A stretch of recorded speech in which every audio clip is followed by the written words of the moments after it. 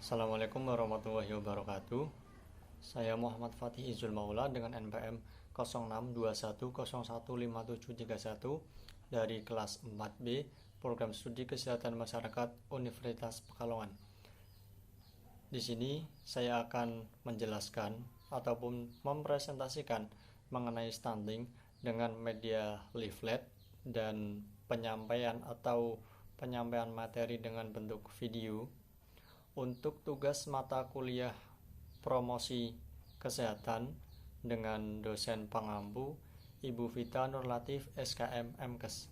Di sini saya akan membahas atau mempresentasikan tentang stunting pada anak. Lalu apa sih yang dimaksud dengan stunting itu?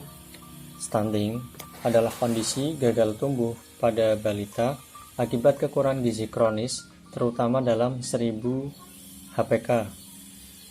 Anak stunting cenderung lebih pendek daripada anak seusianya. Lalu, apa sih 1000 HPK itu? 1000 HPK adalah 1000 hari pertama kehidupan, di mana dimulai dari masa sejak anak dalam kandungan hingga anak berusia 2 tahun, yang merupakan periode emas dalam pertumbuhan anak itu sendiri. Dan 80% pertumbuhan otak itu terjadi pada 1000 hari pertama kehidupan. Kemudian stunting itu penyebabnya apa sih? Stunting itu disebabkan pertama akibat banyak faktor seperti ekonomi keluarga, kemudian penyakit atau infeksi yang berkali-kali menyerang kepada si balita. Kemudian yang kedua ada faktor lingkungan, di mana mungkin lingkungan tidak menerapkan PHBS dan lingkungan cenderung kumuh dan kotor.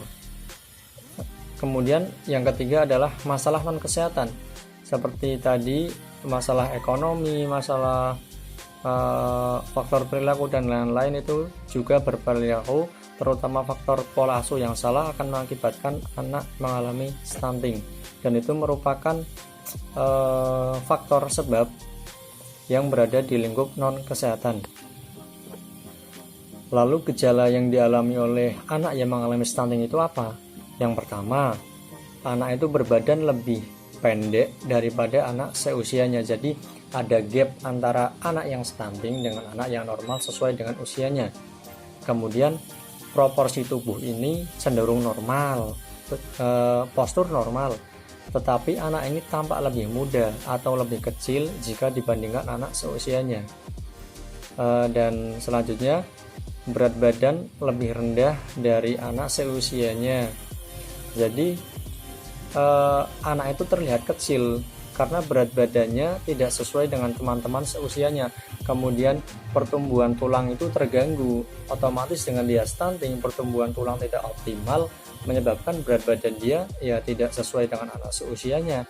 Ditambah lagi dengan dia motoriknya terlambat, kemudian pertumbuhan giginya terlambat.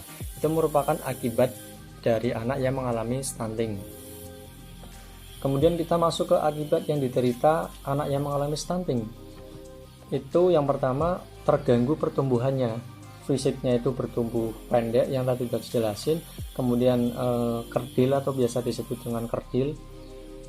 Melainkan juga terganggu perkembangan otaknya, yang tentunya sangat mempengaruhi kemampuan dan prestasi anak ketika di sekolah maupun ketika bermain dengan anak seusianya, karena mereka tidak sama dalam perkembangan otak dan perkembangan badannya. Kemudian produktivitas dan kreativitas itu pada usia-usia produktif juga tidak sesuai dengan anak seusianya, karena tadi stunting juga berpengaruh tidak hanya ke badan, ke fisik, tetapi juga ke perkembangan otak. Lalu apa yang harus kita lakukan untuk mencegah stunting pada balita? Stunting itu dapat dicegah dari masa ibu mengalami kehamilan. Yang pertama, ibu hamil makan lebih banyak dari biasanya, yaitu sesuai kebutuhan gizi ibu hamil sesuai dengan umur kehamilannya. Tentu kehamilan akan didukung, kehamilan yang baik akan didukung dengan gizi yang baik pula ketika diterima oleh sang ibu. Makanya sangat penting ibu untuk mengkonsumsi makanan-makanan yang bergizi, terutama yang seimbang, agar tumbuh kembang janin itu tumbuh dengan baik dan tidak lahir dengan keadaan stunting. Kemudian yang kedua, pada ibu hamil lagi konsumsi tablet penambah darah Fe karena ibu hamil lebih berisiko mengalami anemia, dan anemia ini menjadi salah satu faktor anak itu nanti lahir akan mengalami stunting karena si ibu tadi mengalami anemia. Makanya dianjurkan ketika ibu hamil untuk mengkonsumsi tablet Fe atau penambah darah, ataupun bisa dengan produk-produk lain yang memiliki khasiat untuk penambah darah seperti ubi jalar dan krokot. Itu merupakan tanaman yang kaya dan ampuh untuk menjadi alternatif dalam penambah darah pada ibu hamil.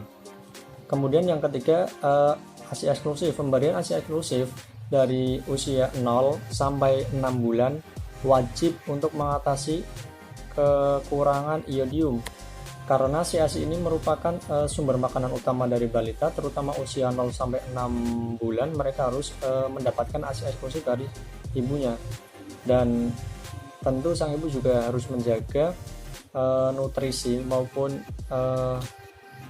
zat gizinya agar ASI yang diproduksi atau yang dihasilkan itu juga berkualitas. Kemudian yang selanjutnya, melakukan IMD atau inisiasi menyusui dini. Berikan MPASI ketika usia anak itu di atas 6 bulan sampai 24 bulan. Artinya seperti kembali pada nomor 3 tadi, ASI eksklusif diberikan antara usia 0 sampai 6 bulan. Kemudian yang ketujuh, menanggulangi kecacingan, dimana ketika anak terindikasi mengalami kecacingan, sebisa mungkin, secepat mungkin harus diatasi, mungkin dengan minum obat cacing buat anak, kemudian bisa juga diperiksakan ke dokter atau fasiankes terdekat.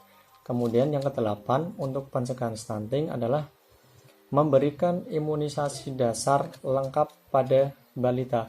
Bisa didapatkan di posyandu terdekat sesuai dengan program pemerintah, karena pemerintah berkonsen dan berkomitmen untuk mencegah stunting.